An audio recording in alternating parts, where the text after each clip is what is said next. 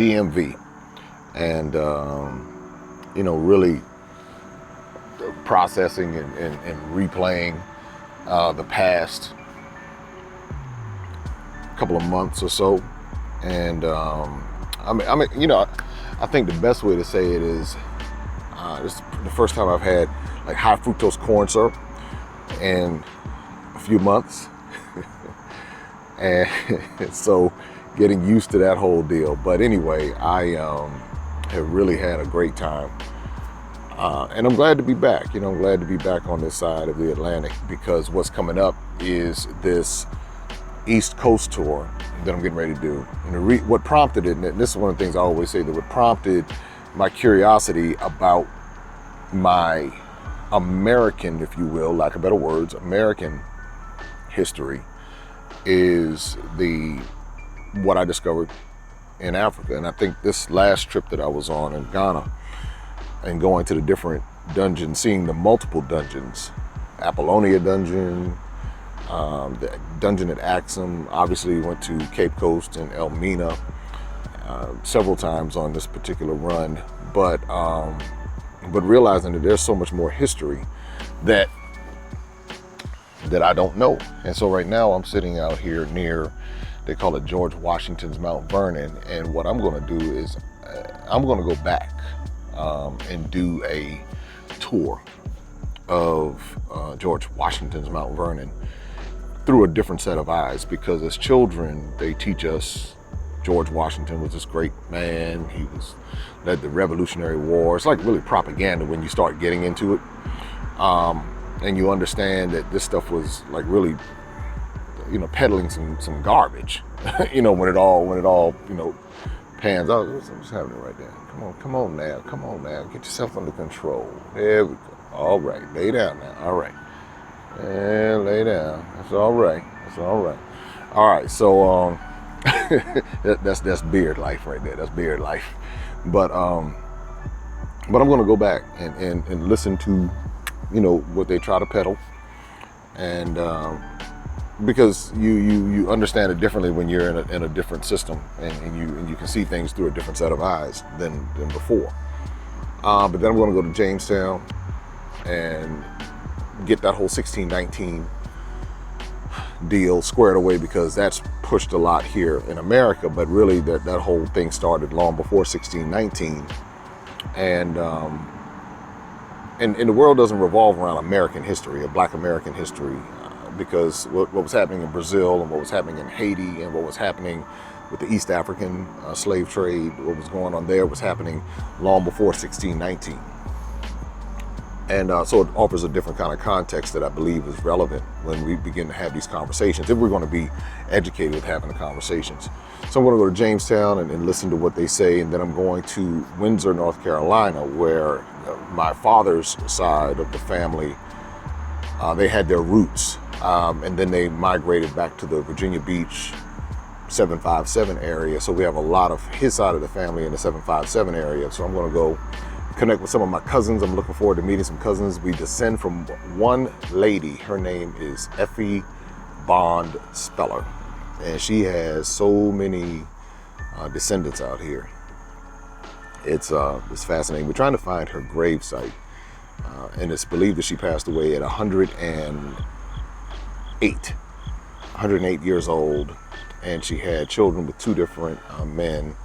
And so we're, in Ancestry, our DNA is confirmed this. And so looking to connect with some of my relatives from that side. And then I'm going down to Charleston and the Gullah Geechee area. That's where my mother, her side, originates from. And learn more about the history that I was never taught by my family. We never talked about the Gullah Geechees. We never talked about Africa. We never talked about history. We never talked about these things. And so a part of me is disappointed, but then I understand it because of all the mind games that colonization played on people. I understand why sometimes people were, in that position of denial or whatever it is, whatever state of mind they were in. Maybe they just didn't know. I don't know. I understand how that part of the world grew up, and I understand, why some of the things were the way they are now. So just again, as you begin to dig, you find out a little bit more. But I want to go to the Seacoast Islands. I want to go to the it's like an African heritage site in right outside of Charleston. So I'm going to go visit that, and it emphasizes a lot of the I believe the Yoruba culture is emphasized at this particular location. Then from there I'm going to go to Savannah and learn about the Gullah Geechee community in Savannah, Georgia. And then on my way back, we're going to swing through Richmond, Virginia. It's going to be a lot of amazing interviews and content that you will be able to glean through a different set of eyes. Because again, when we go to these sites, these museums, it's taught with a different angle. It's not really taught from the perspective of the people who actually built it. So they give credit to the person who funded it or exploited it, but they don't actually give credit to the people who built it. And or it's like an afterthought. Well, here are the slave quarters over here, and this is what they did. But these people actually use their labor, their skill, their talent to be able to build the infrastructure. Much of what we enjoy today in the United States and many parts of the world, even in Africa, the infrastructure was built by people who were exploited. And that's just the realities of it. It is what it is. So yeah, I'm excited about that. I'm excited about the different interviews that you'll have an opportunity to see, because we have a lot of interviews that we have in our archives, not archives, but in our vault, I should say, because they're not old and they're not archiving. They have yet to premiere. So we have a lot of that as we're on our road to 10,000 subscribers on this particular channel. And of course, our goal is far beyond 10,000, but we celebrate each milestone because we appreciate each person who comes along with us on this journey. And it is my sincere desire that we would provide information and content that would be relevant on both sides of the Atlantic, and learning and gleaning from our respective stories. That's why I spend so much time in Ghana learning about the different ethnic groups, the different cultures. But then even when we talk about Sierra Leone and learning about Sierra Leone, and because I'm a descendant of Sierra Leone, I'm a descendant of Ghana too. I mean, it's that West Africa. That's the one thing about the African diaspora, is that we, and I talk about this in one of the videos, is that we're a melting pot of so many different ethnic groups in that particular region. So you have Nigeria, was invited by the tourism ministry in Nigeria, going to be going to visit them in October. And I have a lot of Nigerian DNA. But then you have the Congo area. I'm a descendant of the Mafa tribe in Cameroon. You go down to Gabon and Angola. I'm also, I'm a descendant of Spanish and Portuguese, someone in that region. I'm a descendant of that person. So, and then of course I know the British side and the French and that whole deal, the Iberian Peninsula, and up into Italy, and then over into Ireland and what we now know as the UK. So all of this is a part of the journey. But, and I think sometimes I'm not doing it to, I don't know if it's, I'm not so much doing it to discover who I am, because I know who I am. Who I am is a product of my immediate culture, where I've come from. But it's discovering where my DNA has come from, and acknowledging the good, the bad, the ugly, all of it. Because then again, I always talk about the context, understanding the context of your life. And when you understand the context, there's stories connected to all of those strands of DNA. Some of them are not pleasant, some of them are pleasant. Everything wasn't horrific, everything wasn't bad. So by being able to do that, certain things, just make sense. And I think it's cool to discover the Timine tribe in Sierra Leone. I think that's really cool. I would have never known that. And that's something that genetically I can tap into. Or the Mafa tribe in Cameroon. I never knew who. You just kind of know, okay, well, they were put on a slave ship and Then when they were put on the slave ship, then they came over, but you don't know, or they don't tell us the history that happened before, or the history they tell us is, well, you know, them Africans sold other Africans into slavery. And so because that happened, now you should have an offense towards the people who are there now who did absolutely nothing to you, but you should be offended with them. And so stay away from them because they sold you. And that's like, it's those types of elementary arguments that when you travel and you go, you begin to realize how foolish it sounds. It's like, why am I going to be upset with people who did absolutely nothing to me?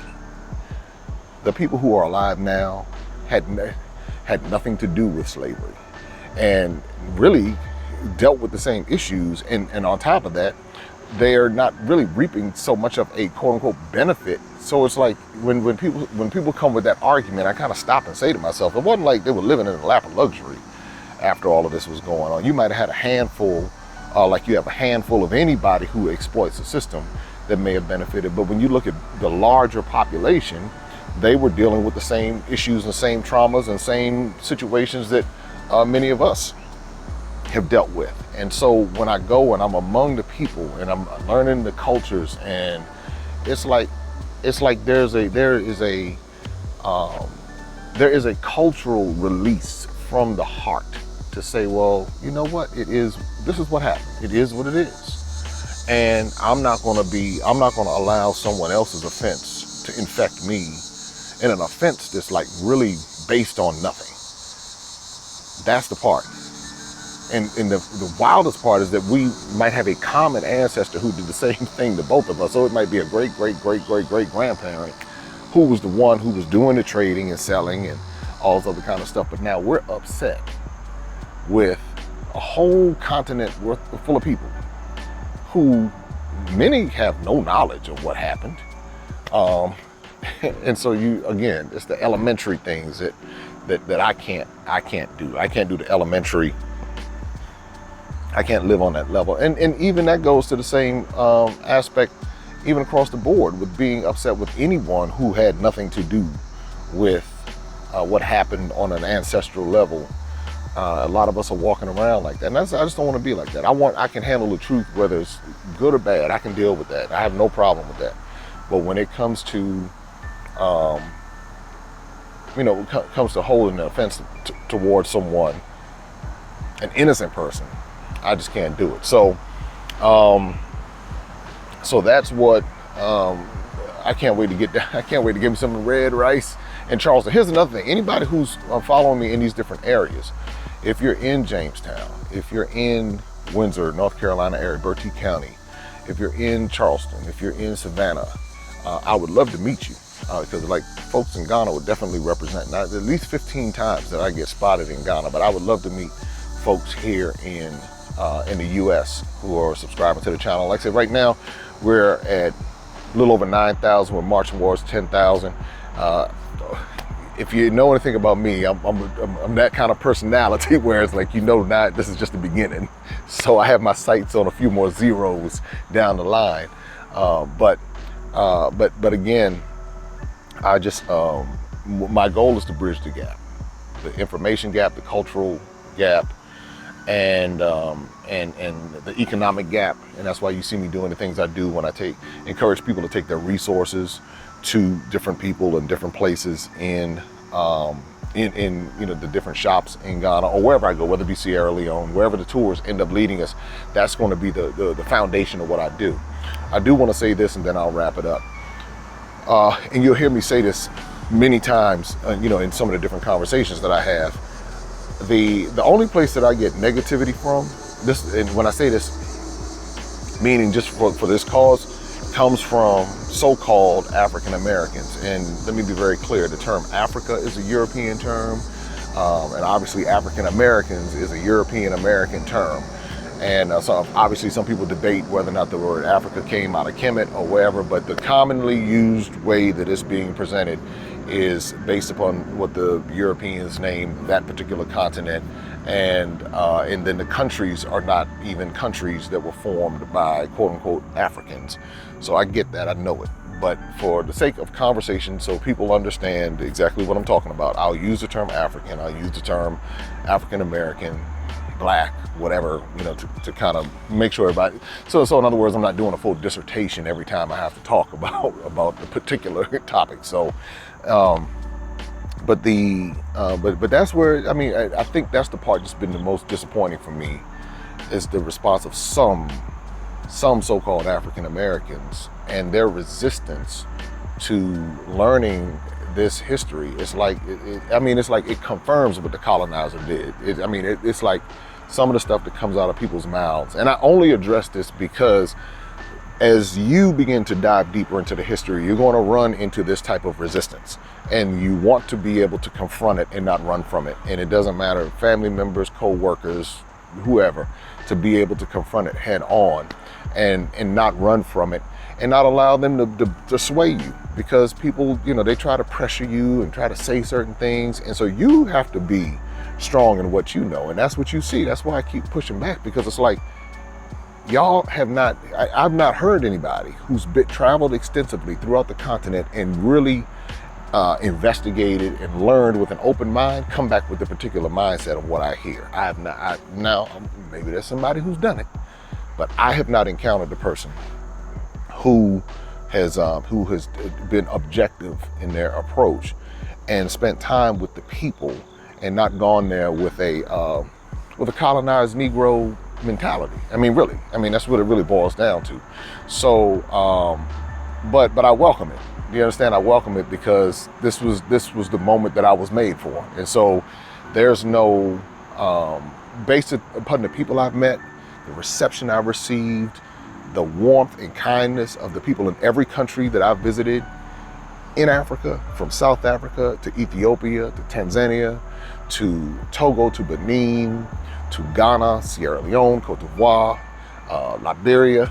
I've been in all of those different countries, and I can tell you right now that my experience is nothing like what I was told my whole life about those Africans don't like you. And now, again, I've always said, now how people roll in America might be completely different. And I also equate it to a level of classism. So sometimes you deal with people on a class level. And it's an interview I did with Olethea and Olivia.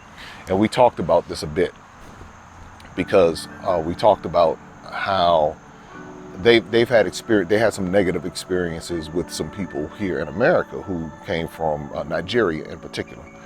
And so I told them, I said, well, one, we don't want to label the entire continent based upon the actions of a few people who came to America and behaved in a particular way. And you don't want to label a country that has over 200 million people and put them in that particular category. That's just no different than someone saying, those African Americans are like XYZ, and they only met some ghetto people from somewhere that act like straight ghetto.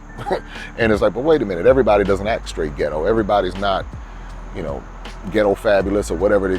So for those who are watching in Africa, those are terms we refer to certain people who act a particular way.